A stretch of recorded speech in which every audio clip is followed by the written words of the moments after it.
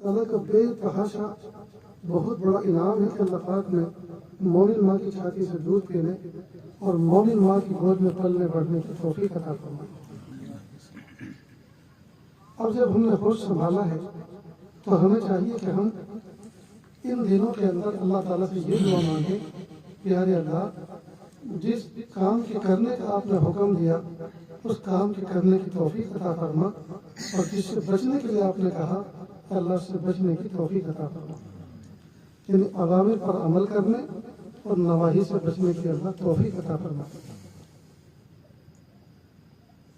میں اللہ تعالیٰ کے شکر کی زبان سے ادا کروں کہ اس وقت جس ڈھانی میں ہم بیٹھے ہیں، آسمان کی چھت کے نیچے زمین کے اوپر، اور اس پرفضا اور سکون ماحول میں ایسی فضا، ایسا سکون اور ماحول لاکھوں روپے خرچ کرنے پہ بھی نہیں ملتا۔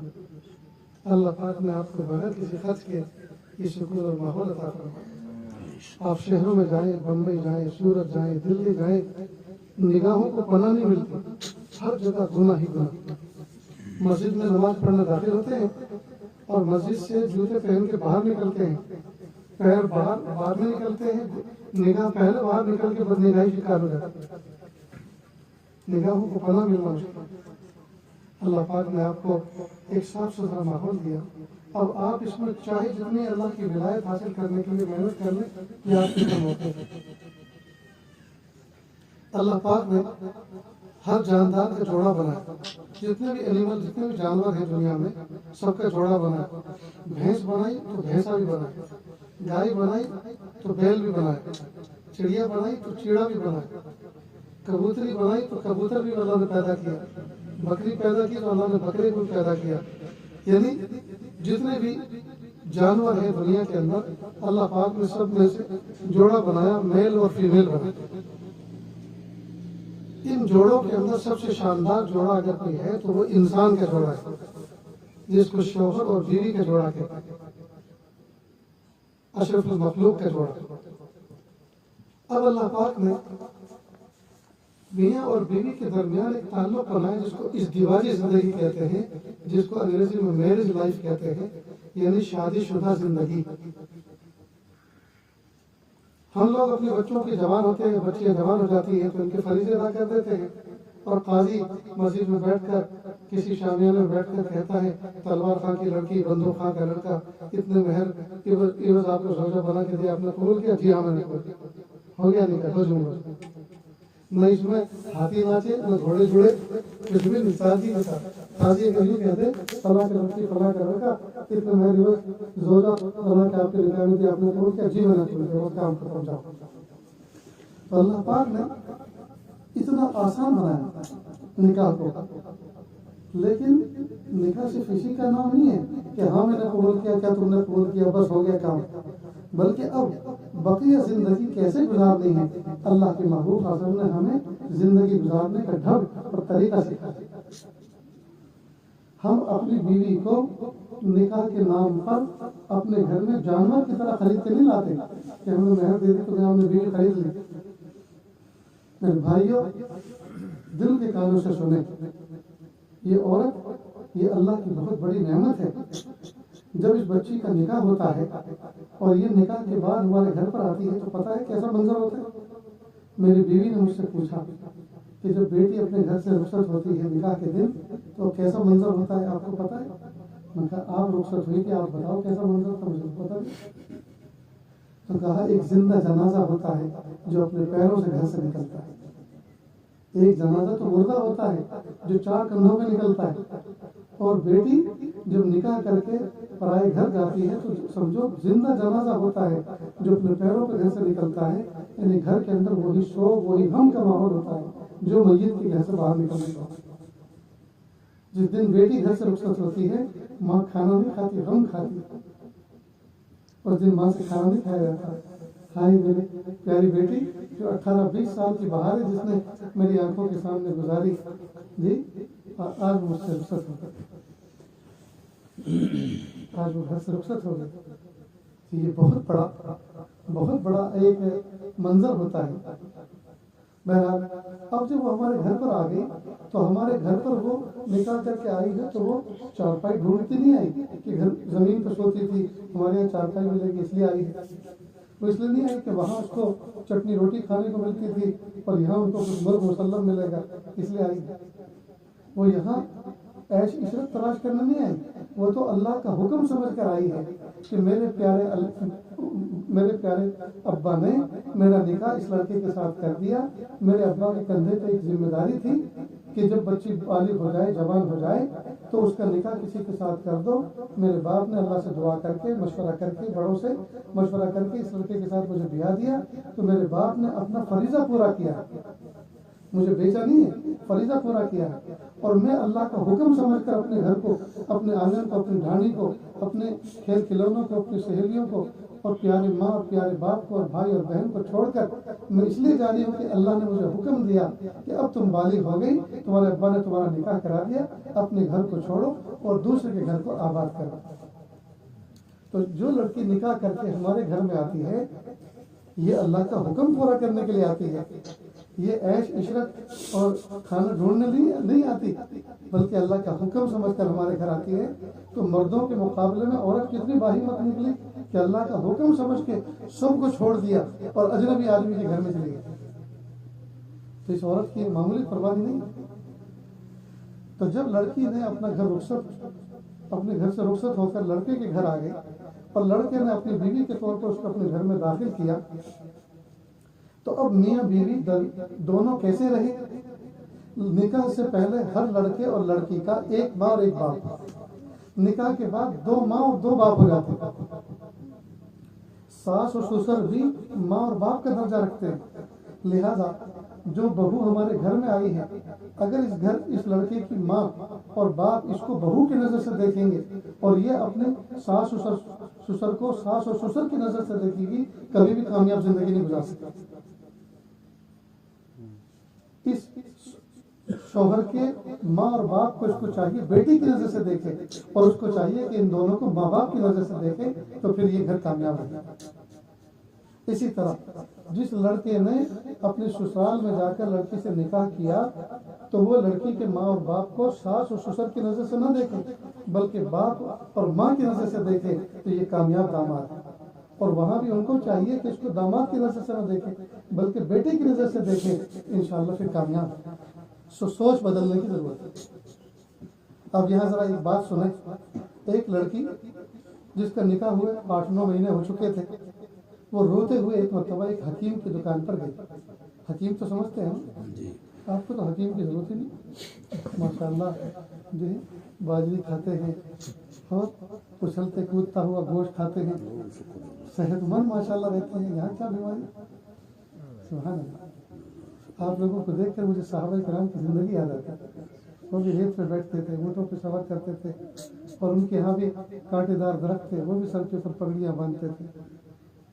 اب نوجوان جیسے نسل آ رہی ہے اب وہ ان چیزوں سے دور ہوتی جا رہی ہے. حالانکہ ہمیں چاہیے کہ ہم اپنے آباء و اجداد کی وراثت کو باقی رکھیں اور پگڑی اس نیت سے نہ باندھیں کہ راجستھانیوں کا اور سندھیوں کا شعار ہے, بلکہ اس نیت سے باندھیں یہ میرے محبوب صلی اللہ علیہ وسلم کی سنت. لنگی اس نیت سے پہنے یہ میرے محبوب صلی اللہ علیہ وسلم کی سنت. سفید لباس اس لیے پہنے میرے محبوب صلی اللہ علیہ وسلم کو سفید کپڑے پہننا پسند تھا. اب وہ لڑکی روتے ہوئے حکیم صاحب کی دکان پر آئی اور حکیم صاحب کی دکان پر آ کر وہ بہت روئی. حکیم نے کہا بیٹی کیا بات ہے, کیوں رو رہی ہو؟ کہا حکیم صاحب مجھے آپ زہر کی ایک پڑیا دے دیں اور جو میری عزت کے علاوہ جو تم مجھ سے قیمت مانگو میں دینے کے لیے تیار. حکیم صاحب نے کہا بیٹا رونا دھونا بند کرو, مجھے وجہ بتاؤ کیوں تم زہر کی پڑیا مانگنے آئی, پریشانی کیا ہے؟ خود زہر کھا کے زندگی کا خاتمہ کرنا چاہتی ہوں, کیا ارادہ ہے؟ تو آگے سے اس نے کہا کہ حکیم صاحب میری ساس ایسی ہے ایسی ہے ایسی ہے, یوں ظلم کرتی ہے, یوں جو ہے پاپ کرتی ہے, یہ گناہ کرتی ہے اور میں پریشان آ چکے ہوں, میں اس کو زہر کی پڑیا دے کے ختم کرنا چاہتا ہوں. حکیم صاحب نے پوری تفصیل سے یہ بات سنی اور آخر میں کہا بیٹی تم صحیح جگہ پر آئی ہو, ایسی ساس کا مر جانا ہی بہتر ہے اور اس کا خاتمہ کرنے میں تمہارا ساتھ دوں گا, لیکن ایک بات سنو، اگر میں کوئی ایسا زہر تمہیں دے دوں کہ جاتے ہی تم اس کو گھول کے پلا دو اور وہ مر جائے تو بل میرے نام پہ پھٹے گا، 2 ڈنڈے تم پہ پڑیں گے، تم بھی بتا دو گے میرا نام، اور میں بھی جیل میں جاؤں گا، تم بھی جیل میں جاؤ. اس لیے میں تمہیں 40 پڑیا زہر کی دیتا ہوں، دھیرے دھیرے کر کے وہ اثر کرے گی. 40ویں دن پڑیا بھی ختم اور بڑھیا بھی ختم. لیکن ایک بات سن لو، 40 دن تک تمہیں اپنی بیوی کے اپنی ساس سسر کے ساتھ کیسے رہنا وہ سمجھ لو. ایک تو اس کو ماں ماں کہہ کے پکارنا، دوسرا رات کو سوتے وقت اس کے پیر دبانے، سر پہ تیل کی مالش کرنی، تیسرا روزانہ اس کو دھلے دھلائے کپڑے دینے ہیں، چوتھا گرم گرم کھانا دینا ہے، اور امی امی کہہ کے پکارنا ہے. بس اتنا کام کرو تاکہ 40ویں دن جب بڑھیا کا جنازہ اٹھے تو کسی کے فرشتوں کو بھی پتہ نہ ہو کہ اس کے مارنے میں تمہارا ہاتھ تھا. سب یوں کہیں گے پہلے لڑائی ہوتی تھی 1 مہینہ پہلے، لیکن 1 مہینے سے تو ہم ان کو دیکھ رہے تھے بہت اچھی طرح رہ رہے ہیں، تو جھگڑے تو پرانی بات ہو گئی تھی، کسی کو شک ہی نہ ہو کہ تم نے مارا. اب یا تو وہ روتے ہوئے تھی، حکیم صاحب کی یہ باتیں سن کے ہنسنے لگی. اب کہا کہ حکیم صاحب اس کی قیمت، کہا جب بڑھیا کا کریا کرم ہو جائے گا اس کے بعد طے کریں گے کیا کرنا ہے. اب وہ چلی گئی. اب اس نے روزانہ سونے سے پہلے بکری کے دودھ میں یا گائے کے دودھ میں پڑیا گھول کے بڑھیا کو پلانی شروع کر دی. اور روزانہ حکیم صاحب نے جو کہا تھا اس کو ماں ماں کہہ کے پکارتی، اماں روٹی کھا لو، اماں آرام کرو، اماں لاؤ تمہارے پیر دبا دو، تمہارا سر دبا دو. تو کئی مرتبہ کہتی بیٹی نہیں تم تھکی ہوئی ہو، آج مجھے کسی خدمت کے جلدی سے سو جا، آج بہت تھکی ہو. اس نے بیٹی کہنا شروع کر دیا، اس نے اماں کہنا شروع کیا، اس نے بیٹی کہنا شروع کیا. اللہ کی شان. ابھی 20 ہی دن ہوئے تھے کہ یہ روتے ہوئے پھر حکیم صاحب کے پاس آئی. تو حکیم صاحب نے کہا کہ بڑھیا مر گئی. حکیم صاحب بڑھیا تو نہیں مری، لیکن وہ جو آپ نے دوائی دی تھی وہ تو 2-3 دن سے میں نے اس کو بند بھی کر دیا، اب میں نہیں دے رہی اس کو. لیکن آپ یہ بتاؤ وہ جو زہر اب تک پلایا ہے اس کا ایک نہ ایک دن تو اثر ہوگا نا، تو کوئی ایسی پڑیا بتاؤ کہ زہر کا اثر ختم ہو جائے تاکہ بڑھیا مرنے نہ پائے. حکیم صاحب نے پوچھا کیوں بیٹا؟ کہ حکیم صاحب اس دن جو میں آپ کے پاس آئی تھی وہ معاملہ اور تھا، اور آج جو آئی ہوں معاملہ بالکل بدل گیا. پہلے ہماری لڑائیاں بہت ہوتی تھی، اور اب تو میں جب سے اس کو ماں کہنا شروع کیا اس نے مجھے بیٹی کہنا شروع کر دیا. اب میں سوچتی ہوں 40ویں دن جب بڑھیا ختم ہو جائے گی، بڑھیا مر جائے گی، تو اس ماں کا جنازہ اٹھتے ہوئے میں نہیں دیکھ سکتی. اس لیے حکیم صاحب وہ نفرت تو ختم ہوئی، اب تو محبت قائم ہو گئی. اب آپ مجھے بتاؤ کہ وہ جو میں نے 10-20 پڑیاں دی ہیں آخر اس کا بھی تو کوئی اثر ہوگا، لہٰذا ایسی کوئی دوائی دے دو تاکہ اس کا زہر کا اثر ختم ہو جائے اور تریاق ہو جائے. حکیم صاحب نے کہا اللہ کا شکر ہے کہ دوائی اپنے نشانے پہ لگ گئی. اور پھر کہا بیٹی جب تم میرے پاس پہلے دن آئی تھی روتے ہوئے گھبراتے ہوئے تو میں سمجھ گیا کہ معاملہ کیا ہے، اور جب تم نے اپنی ساس کی ساری کہانی سنائی تو میں سمجھ گیا کہ ساس تم سے کچھ چاہتی ہے اور تم ساس سے کچھ چاہتی ہو، نہ تم اس کی چاہتوں پہ اتر رہی ہو نہ وہ تمہاری چاہتوں پہ اتر رہی ہے، تو مس میچنگ ہو رہی ہے جس کی وجہ سے آپ کا دل دکھ رہا ہے اور آپ آئی ہو، جھگڑے ہوتے ہیں. جب میں نے تمہیں دوائی دی زہر کے نام پر، حالانکہ وہ زہر نہیں تھا، وہ تو طاقت کی پڑیا تھی، لیکن زہر کے نام سے میں نے اس لیے دی کہ تم تو زہر سے کم پہ راضی نہیں تھی، یہاں سے اٹھنے کے لیے تیار نہیں تھی، تم تو زہری کا وظیفہ پڑھ کے آئی تھی، زہری کی نیت باندھ کے آئی تھی. اس لیے میں نے زہر کے نام سے پڑیا دی تمہیں، لیکن وہ زہر کی نہیں تھی، وہ طاقت کی تھی. جو باقی ہے وہ بھی پلا دو، اور نہیں پلاتے تو خود پی لو، خود پی لو، اس کو تکلیف نہیں پہنچے گی بلکہ اس سے راحت ہی ہوگی. اصل تو تمہیں جو میں نے نصیحت کی اور جو باتیں بتائیں، اصل تو مجھ سے بھی پوچھ لو صحیح کیا ہے، مجھ سے بھی پوچھ لو صحیح کیا ہے. اس قبولیت جیسے نارمل میں پہلے بات کرتا ہوں اس طرح ہونی چاہیے، ورنہ سب کے کان پھنس ہو جائیں گے. اور اگر اس میں تو نارمل کرو جیسے عام انسان بیٹھ کے بات کرتا اسی طرح. اصل نصیحت تو میری وہ باتیں تھی جو میں نے آپ کو سمجھائی. میں نے جب تمہیں کہا کہ اس کو ماں ماں کہہ کے پکارنا تو تم نے ایسا شروع کیا، اسے وقت پہ کھانا دینا، وقت پہ پانی دینا، اس کے ہاتھ پیر دبانا، سر پہ مالش کرنا، یہی تو اس کی ضرورت تھی. اور جب یہ ضرورت اس کی پوری ہونی شروع ہوگی تو وہ تم سے کیوں نفرت کرے گی؟ اور پلس آپ نے اس کو ماں ماں ماں کہنا شروع کیا تو اس نے تمہیں بیٹی بنا لیا، تو تم اس کی بہو نہیں، اب تم تو اس کی بیٹی جیسی پیاری ہو گئی. اور جھگڑا ساس اور بہو میں ہوتا ہے، بیٹی اور ماں میں نہیں ہوا کرتا. سمجھے دوستوں؟ اب جب لڑکی ہمارے گھر میں ہمارے بیٹے کی بیوی بن کر آئی، گھر میں بہو بن کر آئی، تو ہم اس کو بہو بنا کے نہ رکھیں، بیٹی کا مان سامان دیں، بیٹی بیٹی کہہ کے پکارے. تو جب وہ اپنے گھر سے آئی اور اس کو بیٹی بیٹی میٹھے الفاظ اس کے کان میں پڑ رہے ہیں، تو وہ تو ساری تھکن اس کی دور ہو جاتی ہے سن کر کہ مجھے بیٹی کا درجہ دیا گیا ہے. اسی طرح جب کبھی مہمان ہو، تھکن ہو جائے، کہتے بیٹا آج برتن صبح میں دھونا، آج جلدی سے سو جاؤ، بہت تھکی ہوئی بیٹی آرام کرو. اب جب ساس اور سسر اپنی بیٹی کا تکلیف کا اتنا خیال رکھیں گے، اب اس کا کوئی دماغ خراب ہے کہ ساس سسر کی چغلی کرتی پھرے اور برائی کرتی پھرے؟ وہ تو ماں اور باپ کی نظر سنتا دیکھا. لیکن افسوس کی بات ہے ہم نے اپنی تھکن کو تھکن سمجھا، اپنی دکھن کو دکھن سمجھا، لیکن اپنی گھر میں جو بہو ہے، جو بیٹی ہے، اس کی دکھن اور تھکن کو تھکن نہیں سمجھا. گھر میں گھڑی میں 100 مہمان بلا لیتے ہیں، 200 مہمان بلا لیتے ہیں جی، لیکن یہ خیال نہیں کرتے کہ یہ مصیبت کس کے ساتھ آئی، ان کی روٹی کون پکائے گا، ان کی روٹی کون گھڑے گی، ان کا کھانا کون پکائے گا. اور وہ بھی تو انسان ہے. تمہارا تو مسافر کر کر کے ہاتھ دکھ گئے، اور تمہارا تو سلام کا جواب دیتے دیتے منہ دکھ گیا، لیکن وہ جو پکا رہی ہے اس کا کیا کیا دکھ رہا ہے، کبھی خیال کیا اس کا؟ کبھی اس کا خیال کیا؟ کبھی گھر کے مردوں نے کہا ارے بھائی مردوں نے تو کھا لیا اور مرد تو کھا پی کے بیٹھے ہیں، بات کر رہے ہیں، وہ تو حقہ بیڑی پی رہے ہیں، چلو ہم برتن دھوئیں گے تمہارے ساتھ. کیا عورت کے ساتھ، بیوی کے ساتھ برتن دھونا جرم ہے؟ اللہ کے محبوب صلی اللہ علیہ وسلم آٹا بھی گوندتے تھے، بکریوں کا دودھ بھی نکالتے تھے اور کپڑے بھی دھو لیتے تھے. اللہ کے محبوب صلی اللہ علیہ وسلم یہ ساری کی ساری تعلیمات یہ میرے اور آپ کے لیے ہے کہ ہم اپنی گھر والیوں کا ساتھ دیں. اللہ کا شکر ہے میں کئی بزرگوں کا مزاج ہوں، کئی بزرگوں کا خلیفہ بنا پھر رہا ہوں، کئی بزرگوں کا اعتماد مجھے حاصل ہے.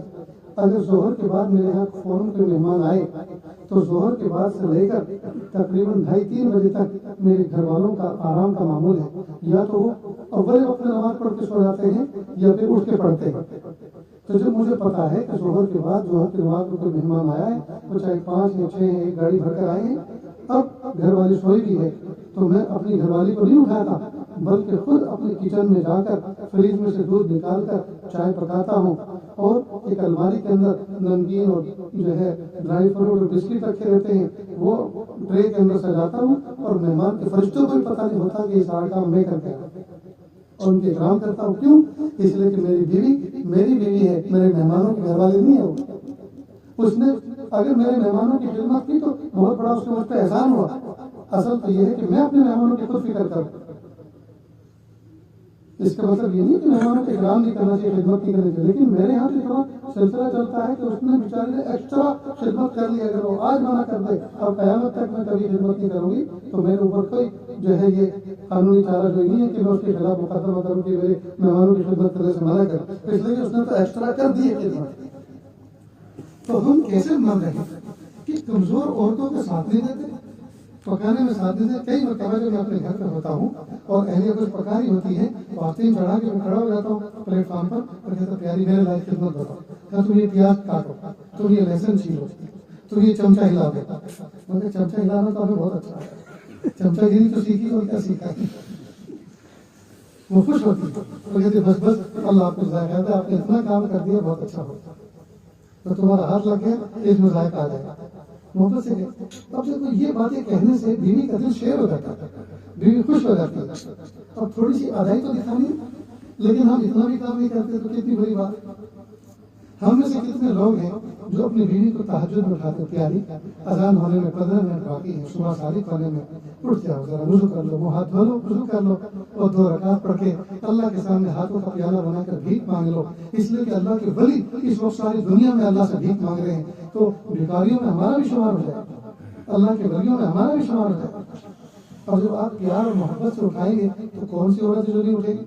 اور اگر آپ اٹھ گدھی کی طرف اٹھے، اب بتاؤ اس طرح سے کوئی اٹھے گی؟ ارے گدھی کی طرح سوچے تو اس گدھی کو لے کر آیا، تو نے تو نہیں کر پڑھایا گدھی کے ساتھ. تو اب یہ کہنا گدھی کرنا یہ زیب دیتا ہے، یہ کتنی بری بات ہے کہ بیوی کو کوئی گدھی لا حول ولا قوت الا باللہ. شوہر کو حق نہیں پہنچتا وہ ایسے سخت اور کڑوے الفاظ میں. کئی مرتبہ آج آ جاتے ہیں کھیتوں میں سے کام کر کے تھکے ہارے گاڑی چلا کر اور پالکے لگا کے بیٹھ جاتے ہیں، کہتے ہیں ادھر سن، ایسا لگتا ہے جیسے کوئی کمانڈر گھر میں آیا اور اپنی بیوی کو ایسے بلا ہے جیسے باندھی اور غلام ہے۔ ہرگز نہیں۔ اللہ کے محبوب صلی اللہ علیہ وسلم جب گھر میں داخل ہوتے تھے مسکراتے ہوئے چہرے کے ساتھ گھر میں آتے تھے۔ حضرت خدیجہ الکبریٰ رضی اللہ تعالیٰ عنہ اللہ کے محبوب صلی اللہ علیہ وسلم کی پہلی زوجہ، سب سے پہلی ام المؤمنین خدیجہ الکبریٰ، سبحان اللہ، مکہ مکرمہ میں جب اپنے گھر میں داخل ہوتے مسکراتے ہوئے چہرے کے ساتھ، کھلے ہوئے چہرے کے ساتھ آتے ہوئے کہتے السلام علیکم ورحمۃ اللہ وبرکاتہ۔ تو حضرت خدیجہ الکبریٰ رضی اللہ تعالیٰ خوش ہوتی۔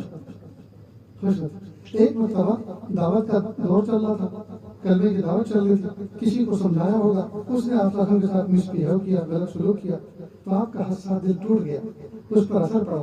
گھر میں داخل ہوئے تو ٹوٹے ہوئے دل کے ساتھ چہرہ مایوسی کا شکار، مایوس نہیں تھے لیکن چہرے پہ اثر تھا دل کے ٹوٹنے کا۔ تو گھر میں آئے السلام علیکم، حضرت خدیجہ الکبریٰ نے فرمایا ارے آج کس طرح سے گھر میں آ رہے ہو، ایسے تو آپ نہیں آیا کرتے، یعنی آپ تو مسکراتے ہوئے چہرے کے ساتھ آتے ہو، ایسے تو نہیں آپ آتے۔ تو حضرت خدیجہ الکبریٰ نے فرمایا، تو اللہ کے نبی کو احساس ہوا کہ ہاں آج میرا طریقہ دوسرا تھا، بھول گیا، تو پھر یوں ٹل گیا، باہر نکلے اور پھر کہے اور مسکراتے ہوئے چہرے سے کہا السلام علیکم ورحمۃ اللہ وبرکاتہ، کہ ہاں اب ہوئی نا کوئی بات، اب ہوئی کوئی بات، اب ہنستا گلا گھر میں داخل ہوا۔ میرے بھائیو، اب ذرا اللہ کے نبی صلی اللہ علیہ وسلم کے اس برتاؤ میں ہم اپنی زندگی کو دیکھیں، ہمارا کیا طریقہ ہے؟ گھر میں آتے ہیں کمانڈر بن کر، جی ہاں کیا پکایا؟ بینگن، کچھ کھا لینا، ارے تو نے بینگن دیے تو بینگن پکائے، تو مچھلی لاتا گوشت لاتا تو گوشت پکائے، تین کھا لینا۔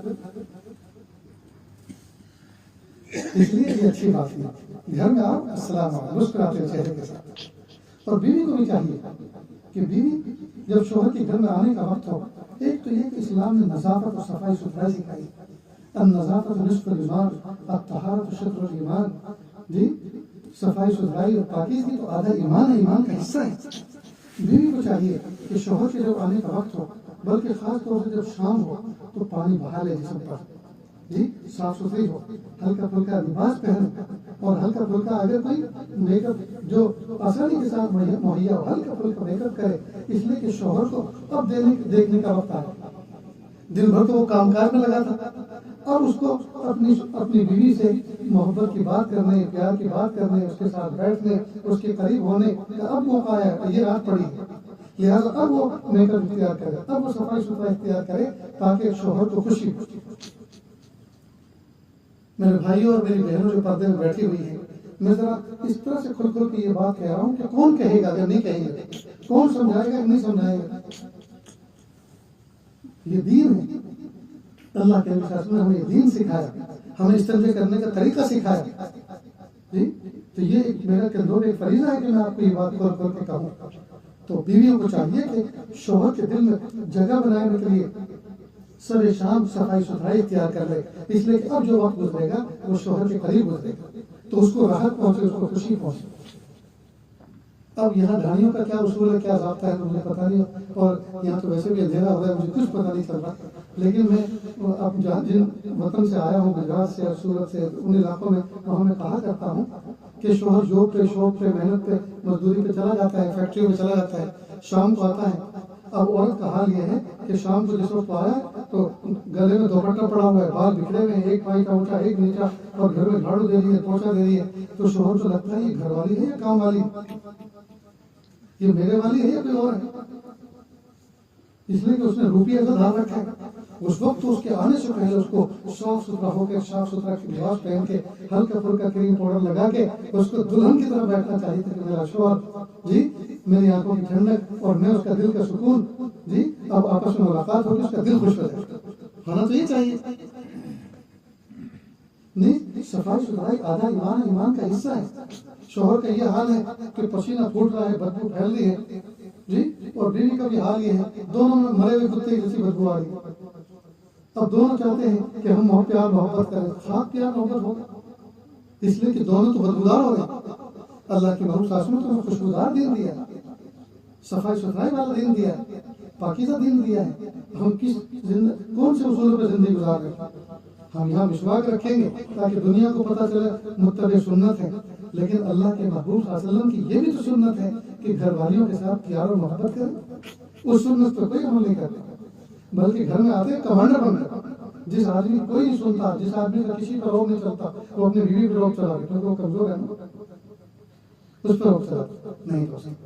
جس طرح ہم ظاہری سنتوں پہ عمل کرتے ہیں، سر پہ پگڑی پہنتے ہیں، سفید جبہ کرتا پہنتے ہیں، مسواک استعمال کرتے ہیں، جی خوشبو استعمال کرتے ہیں، یہ سنت پہ عمل کرتے ہیں، ان سنتوں پہ بھی عمل کریں جن کو کوئی دیکھنے والا نہیں ہے. اور وہ ہے گھر کے اندر بیوی کے ساتھ اس طرح کا برتاؤ کرنا کہ اس کا دل خوش خوش ہو. یہ گھر کا دروازہ بند کرنے کی سنت ہے، اس وقت اس سنت پہ عمل کرنا. بہت سے لوگ تو ان کا میں چہرہ دیکھتا ہوں ایسا لگتا ہے کہ یہ آدمی اپنی بیوی سے کیسے بات کرتا ہو، اس لیے کہ ایسا لگتا ہے جس دن یہ ہنسے گا اس دن بارش ہو. یہ تو ایسا منہ بنا کے پھر رہا ہے جیسے کوئی کڑوی دوائی پی کے مسکراتے ہوئے چہرے کے ساتھ رہنا چاہیے. اور بیوی کو بھی چاہیے کہ بیوی صاف ستھری رہے، اپنے شوہر کو دیکھ کے مسکرائے، اپنے شوہر کو دیکھ کے مسکرائے. اللہ کے محبوب صلی اللہ علیہ وسلم نے ہمیں گھر کی ازدواجی زندگی کا پیار کرنے کا طریقہ بھی سکھایا. ایک مرتبہ اللہ کے نبی صلی اللہ علیہ وسلم مدینہ منورہ میں عائشہ صدیقہ رضی اللہ عنہ کے حجرے میں داخل ہوئے. حضرت عائشہ صدیقہ رضی اللہ عنہ پیالے میں پانی پی رہی تھی، تو آپ صلی اللہ علیہ وسلم دیکھ کر کہا حمیرہ ہمارے لیے ذرا پانی بچا دینا، ہمیں بھی پیاس لگی. اب عائشہ صدیقہ کا حمیرہ نام کیا تھا؟ یہ پیار بھرا دوسرا نام تھا. اللہ کے نبی صلی اللہ علیہ وسلم کبھی کبھی اس نام سے پکارتے تھے حمیرہ. اور حمیرہ کے معنی ہے سرخ سفید، جس کو گجراتی میں لال گوری کہتے ہیں اور انگلش میں اس کو پنکی کہتے ہیں. حمیرہ سرخ سفید. تو کہا کہ ہمارے لیے پانی بچا دینا، ہمیں پیاس لگی. تو اب دیکھیے معلوم ہوا اپنی بیوی کا کوئی پیارا نام رکھ دینا دوسرا جس سے وہ خوش ہو سن کر، یہ بھی اللہ کے نبی صلی اللہ علیہ وسلم کی سنت. لیکن ہم میں سے کتنے اس سنت پر عمل کرتے ہیں؟ ہاتھ اٹھاؤ تو شاید ایک کا بھی اٹھے. لیکن اللہ کا شکر ہے میں نے اپنی بیوی کا نام دوسرا رکھ رکھا ہے جو آپ کو نہیں بتاؤں گا.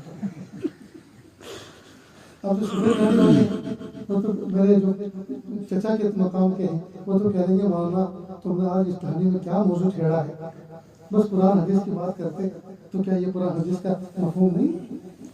آج ہماری تم پرانی غیرت کو، پرانی محبت کو درکار رہے ہو. تم آپ سے 20-25 سال پہلے آئے ہوئے ہوتے تو ہم بھی اپنی بیوی کا کسی پیارا نام رکھ کے پھر انار کلی رکھ دیتے، ہم بھی اسے پکارتے تو وہ دنیا بھی خوش ہوتی، ہم بھی خوش ہوتے. اب جب زندگی کی شام ہو گئی، داڑھی سفید ہو گئی، بال سفیدی سے سر چمک اٹھا، بھڑک اٹھا، اور کیا بڑھیا کا پیارا نام رکھے دوسرے. لیکن محبت تو آج بھی کر سکتے ہیں. انسان بوڑھا ہوتا ہے، بیوی بوڑھی ہوتی ہے، محبت تھوڑی بوڑھی ہوتی ہے، محبت بوڑھی نہیں ہوتی. لہذا دوستو اللہ کے محبوب صلی اللہ علیہ وسلم نے ہمیں اپنی بیویوں سے پیار کرنا بھی سکھایا. تو کہا کہ اپنا پانی بچا دینا، مجھے بھی پینا ہے. تو حضرت عائشہ صدیقہ رضی اللہ عنہ وہ کٹورا اللہ کے محبوب صلی اللہ علیہ وسلم کے ہاتھ میں دے دیا، پیالہ. آپ صلی اللہ علیہ وسلم پوچھا عائشہ حمیرہ تم نے کدھر اپنے ہونٹ لگا کے پانی پیا ہے، مجھے بھی ذرا بتاؤ. تو انہوں نے کہا ادھر سے. تو آپ نے اس کو وہاں سے گھمایا اور گھمانے کے بعد وہی ہونٹ لگا کے پانی پیا جہاں سے عائشہ صدیقہ رضی اللہ تعالیٰ نے ہونٹ لگا کے پانی پیا. کتنی محبت عائشہ صدیقہ رضی اللہ کے دل میں بڑی ہوگی آپ کی کہ وقت کے نبی، نبیوں کے سردار، کائنات کے سردار، میرے شوہر، میرے سر کے تاج، میرا جھوٹا پانی اسی جگہ ہونٹ لگا کے پیا جہاں سے میں نے پیا تھا. مت پوچھو عائشہ صدیقہ رضی اللہ کا دل کتنا خوش ہوا ہوگا. میرے بھائی سچ بتاؤ، کیا ہم بھی کبھی ایسا عمل کرتے ہیں؟ کیا ہم نے یہ باتیں کبھی سنی یا ہم نے پوچھنے کی کوشش کی ہے اپنے علماء سے کہ ہمیں ازدواجی زندگی، شادی شدہ زندگی کیسے گزارنی چاہیے؟ ہمیں بتائیں. یہ موضوع میں نے اس لیے چھیڑا کہ یہاں ڈھانیوں میں کون آتا ہے، کون اس موضوع پہ بات کرتا ہے؟ جو ماشاءاللہ جو دعوت تبلیغ کے ذریعے سے جو محنت ہو رہی ہے وہ 6 نمبر کے دائرے میں بات کرتے ہیں، اور اتنا ہی کرنا بھی چاہیے، ورنہ عوام ہوتے ہیں وہ ہو سکتا ہے کوئی مسئلہ ایسا بتا دے جس سے فتنہ ہو. لیکن میں ایک عالم ہوں جی، میرے کندھوں پر ذمہ داری ہے. ہم آپ کو نہیں بتائیں گے تو کون بتائے گا؟ یہ ہے شریعت، یہ ہے دین. اس کے ذریعے سے ہمارے گھر جنت کے نمونے بنے، ہمارے گھر جنت کے نمونے بنے. شوہر کام پہ سے آیا، تھکا تھکا آیا، بیوی کو چاہیے کہ فوراً اس کو مٹکے کا ٹھنڈا پانی پیش کرے، لیموں کا پانی شربت پیش کرے. وہ دنیا بھر کا پیسہ لاکھوں کما رہا ہے، تو اگر ایک لیموں کا آدھا حصہ نچوڑ کے نمک ڈال کے شربت بنا کے اس کو دے دیں تو کچھ گھٹ تو نہیں جائے گا. اسی کی دولت اسی پہ استعمال ہوگی، اس کا کتنا دل خوش ہوگا جی، اس کا کتنا دل خوش ہوگا. اب بتائیے کتنی ماں بہنیں ہیں جو اس طریقے پہ ہم کہتے ہیں کہ شوہر کا دل خوش ہو جائے. اس لیے کہ جب آدمی کا پسینہ نکلتا ہے تو پسینے کے ساتھ نمک بھی نکلتا ہے، اور جب اندر کا پانی ختم ہو جائے، نمک ختم ہو جائے تو ڈی ہائیڈریشن ہوتا ہے، آدمی کھڑے کھڑے گر سکتا ہے، کمزوری آتی ہے. یہ جو گرمیوں میں پسینہ نکلتا ہے، بدن ٹوٹا رہتا ہے، اس کی وجہ یہ کہ اندر کے پسینے کے ساتھ نمک نکل گیا. تو لیموں کا شربت انتہائی مفید ہے ایسے آدمی کے لیے، اس کا نمک دوبارہ قائم کرنے کے لیے. تو لیموں کا شربت اگر پلاتے ہیں شوہر کو تو کچھ گھٹ تو نہیں جائے گا. شوہری کا مال اسی پہ استعمال ہوگا. سردی کے موسم میں آتے کے ساتھ ہی گرم گرم کافی پلا دے، چائے پلا دے تو مال میں کچھ کمی تو نہیں آ جائے، لیکن اس کا دل خوش ہو جائے گا اور بیوی کی محبت دل میں بیٹھ جائے گی. اسی طرح شوہر آیا، اب دیکھا کہ وہ تھکا ہوا ہے، کپڑے اس کے میلے ہیں، پہلے سے کپڑے غسل خانے میں لٹکا کے رکھے، پانی جو ہے بالٹی میں بھر کے رکھے، اور کہیں کہ دیکھو اس کو آتے کے ساتھ ہی پانی لیموں شربت جیسے موقع کو پلا دیا. حال پوچھا خیریت سے، آفس سے آگے، اللہ کا شکر ہے اللہ پاک نے خیر آفیت کے ساتھ آپ کا سفر کرا کے گھر میں آئے. دیکھو پانی بالکل تیار ہے، کپڑے لٹکے ہوئے، آپ نہا لو، صاف صفائی ستھرائی اختیار کر لو، اور جو نماز کا وقت ہے نماز پڑھو. اور ایسے شوہر کے ساتھ جو ایسی بیوی ہوگی وہ ملے گی اور وہ ایسی خدمت کا معاملہ کرے گی. اور شوہر کا دماغ خراب ہے کہ اس کو چھوڑ کے کسی اور سے عشق لڑائے، اس کو چھوڑ کے کسی اور کو بھابھی بھابھی کہہ کے اس سے محبت کرے. تو دوستو یہ طریقہ ہے. اسی طرح ہر عورت نکاح کرنے کے بعد اپنے شوہر سے اپنی محبت کا پروف چاہتی ہے، اپنی محبت کا ثبوت چاہتی ہے کہ میرے شوہر کی مجھ سے محبت ہے کہ نہیں. اب وہ کوئی اسٹیمپ پیپر پہ وکیل کے ساتھ لکھوا کے نہیں مانگتی کہ مجھے لکھ کے دو میں تم سے محبت کرتا ہوں. وہ تو اندازوں میں، باتوں میں یہ چیک کرنا چاہتی ہے کہ ہم سے محبت ہے کہ نہیں.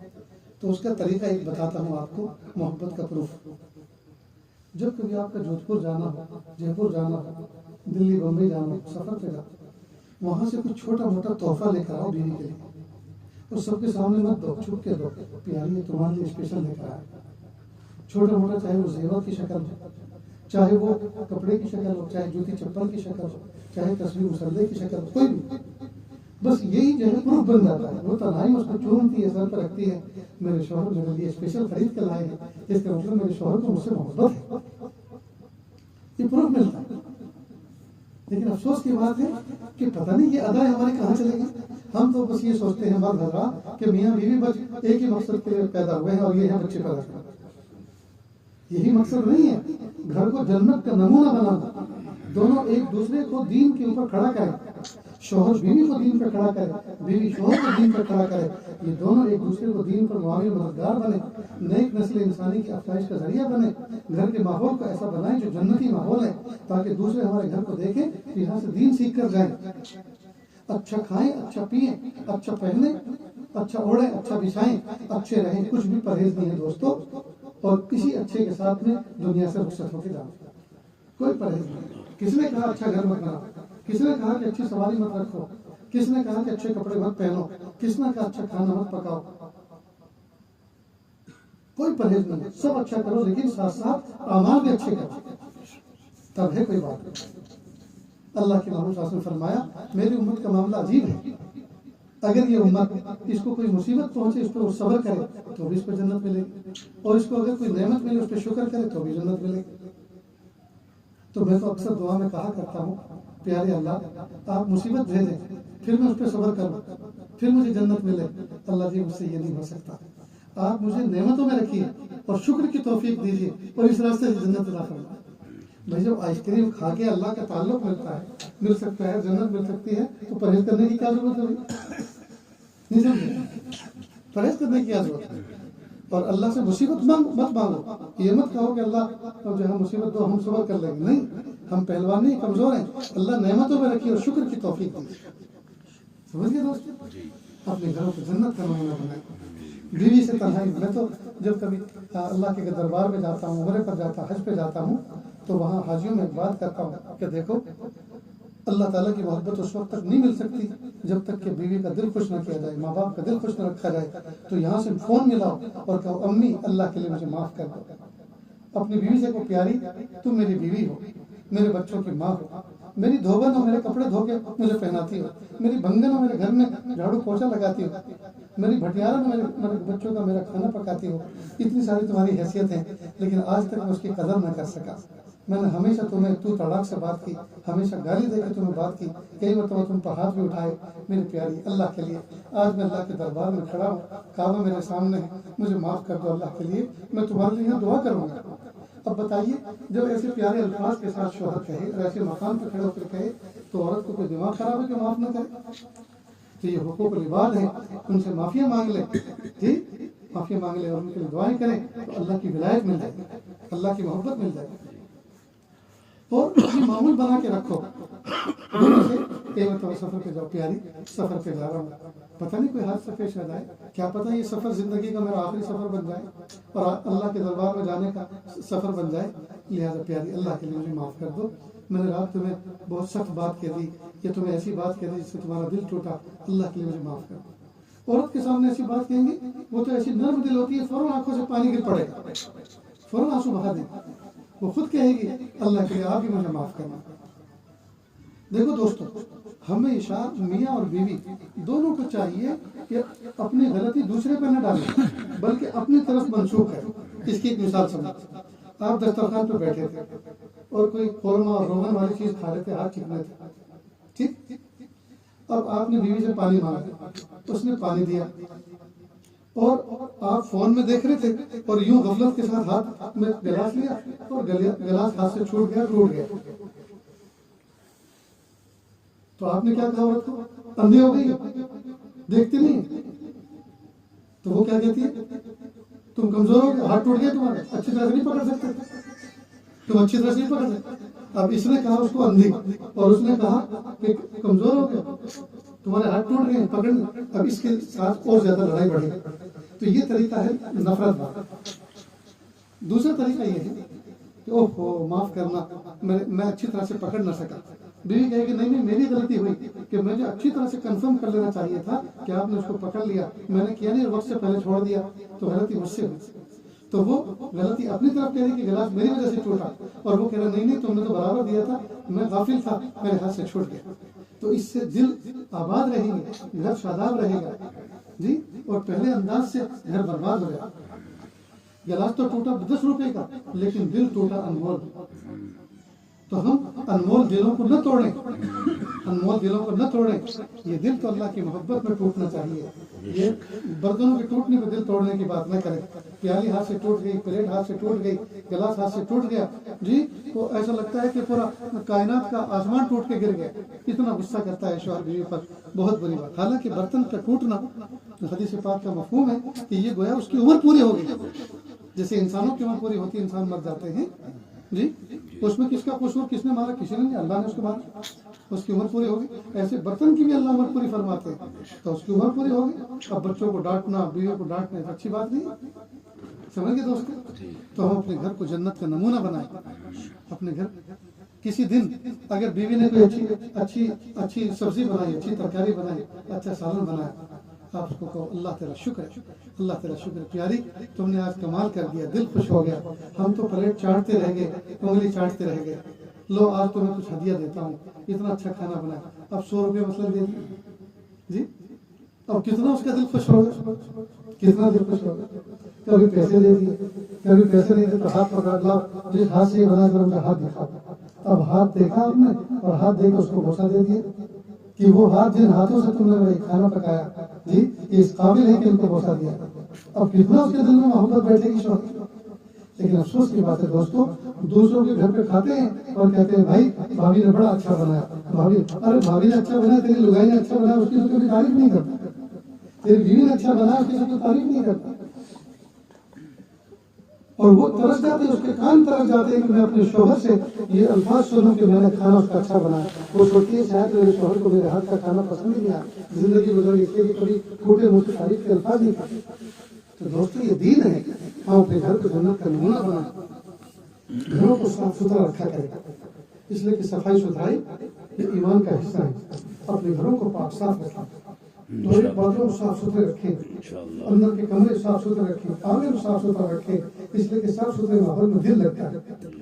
اور اپنے ان گھروں کو اور اپنے ان جنگلوں کو اور اپنے کھیت اور کھلیانوں کو قیامت کے اللہ کے گواہ بنائیں. جی کندھے پہ یہ جو آپ اجرک رکھتے ہیں نا، اس کو مسلح بنا لیں، جہاں چاہے بٹھائیں اور وہی 2 رکعت محبت کی پڑھ ڈالیں، تاکہ قیامت کے دن یہ ہماری گھڑیوں کی سرکار بھی اللہ کی گواہی دے، اللہ تیرے اس بندے نے ہمارے پر سجدے دکھائے. تو جو باتیں میں نے بتائی یہ مضمون یاد رہے گا.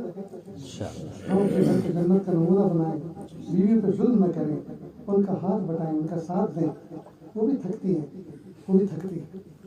تو کچھ چیزیں ہمارے گھر میں ایسی، ہمارے علاقوں میں ایسی رسم بن گئی ہیں. مثال کے طور پر کبھی سنا کسی شوہر نے اپنی بیوی کو پیر دبائے، اس کے ساتھ دبائے؟ یہ تو سنا ہوگا گلا دبا، یہ تو سنا ہوگا اس کے شوہر نے بیوی کا گلا دبا، لیکن یہ بھی سنا ہوگا کہ اس نے پیر دبایا. کئی مرتبہ بیوی کا سر پھٹا جاتا ہے دھوپ کی وجہ سے، ڈیہائیڈریشن کی وجہ سے، یا مہمانوں کی خدمت کی وجہ سے، یا بچپن میں شور طوفان کی وجہ سے سر پہ اس کی پٹی بندی ہوتی ہے. شوہر کو چاہیے سراہنے بیٹھے، جی اس کا سر دبائے، کچھ دم کرے. اور یہ کر کے تو دیکھو بیوی کیسی غلام بے دام بنتی ہے اور کیسے دل سے اس کی محبت کی دعائیں نکلتی ہیں. اس کا تجربہ تو آپ کو کرنے سے ہو. افسوس کی بات ہے کہ ہم اپنی بیویوں کے ساتھ اس طرح کی خدمت کرنے کو یہ دین نہیں سمجھتے، اور اس طرح کی خدمت کرنے کو اپنا حق ہی نہیں سمجھتے. سوچتے ہیں بیوی زندگی میں میرا سر دبائے اس کو حق ہے، لیکن میں اس کا سر نہیں دبا سکتا. یہ تو میں زن مرید کہلاؤں گا، یہ تو اخبار میں نام چھپ جائے گا میرا کہ فلاں آدمی اپنی بیوی کی پیر دبایا تھا. میں کروں. معاشرے کو دیکھتے ہوئے ہم زندگی ڈیولپ کرتے ہیں، حالانکہ معاشرے کو نہیں دیکھنا چاہیے، شریعت کو دیکھنا چاہیے کہ شریعت ہمیں کیا کہا ہے. شریعت میں کیا کہا ہے. تو یہ باتیں یاد رہنا کریں گے انشاءاللہ. بس آج کی محفل اور آج کی مجلس اتنی سی. اللہ تعالیٰ ہمیں عمل کی توفیق عطا فرمائے. آخر میں ایک چھوٹا سا عمل بتاتا ہوں، اس کو ضرور کریں. اللہ کے محبوب صلی اللہ علیہ وسلم نے فرمایا کہ مجھے اللہ نے فرمایا، کیا فرمایا کہ جو بندہ صبح میں 10 مرتبہ، شام میں 10 مرتبہ اور رات میں 10 مرتبہ لا حول ولا قوت الا باللہ، کتنا؟ لا حول ولا قوت الا باللہ، بس اتنا، علی العظیم نہیں، بس اتنا، لا حول ولا قوت الا باللہ جو پڑھے گا تو کیا ملے گا؟ صبح میں پڑھے گا تو اللہ فرماتے ہیں میرے غصے سے بچے گا.